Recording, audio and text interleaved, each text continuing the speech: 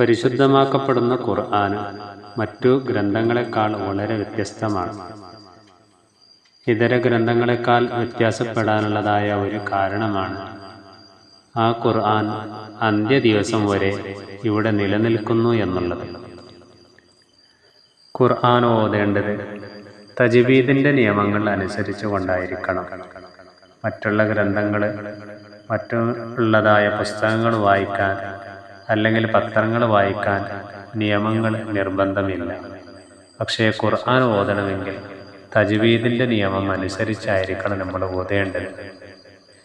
വറത്തീലിൽ ഖുർആന തർത്തീല, പരിശുദ്ധമാക്കപ്പെടുന്നതായ ഖുർആൻ സാവധാനത്തിലൂടെ ഓതണമെന്നുള്ള നിർദ്ദേശം വിശുദ്ധ ഖുർആനിൽ നമ്മളോട് പഠിപ്പിക്കുകയാണ്.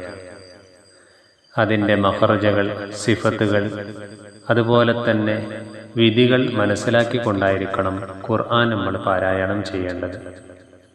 പ്രത്യേകിച്ചും സൂറത്തുൽ ഫാത്തിഹ വളരെ ശ്രദ്ധയോടുകൂടിയായിരിക്കണം നമ്മൾ പഠിക്കേണ്ടതും അത് പാരായണം ചെയ്യേണ്ടത്. നമ്മളുടെ നിസ്കാരങ്ങളിൽ ഓതൽ ഫർളായ ഒരു സൂറത്തും കൂടിയാണ് സൂറത്തുൽ ഫാത്തിഹ എന്നുള്ളത്. ദൈനംദിനം നമ്മൾ പത്രങ്ങൾ വായിക്കുന്നവരാണ്, മറ്റു പുസ്തകങ്ങൾ വായിക്കുന്നവരാണ്.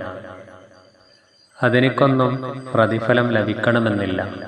പക്ഷേ ഖുർആൻ നമ്മൾ എടുത്തുകൊണ്ട് നോക്കിക്കഴിഞ്ഞാൽ ഓരോ അക്ഷരങ്ങൾ ഇങ്ങനെ നോക്കി പോവുകയാണെങ്കിൽ അതിനിക്ക് വരെ പ്രതിഫലമുണ്ട്.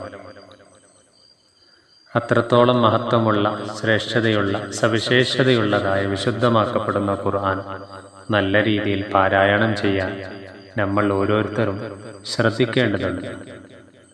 ഖുർആൻ പാരായണം മനസ്സിന് നല്ല സമാധാനം, റാഹത്തും നൽകുന്നതാണ്.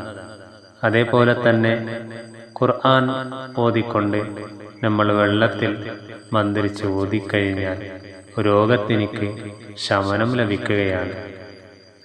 നന്നായി ഖുർആൻ ഓതുന്ന ആളുകളുടെ കൂട്ടത്തിൽ റബ്ബ് നമ്മളെ പെടുത്തി അനുഗ്രഹിക്കുമാറാകട്ടെ.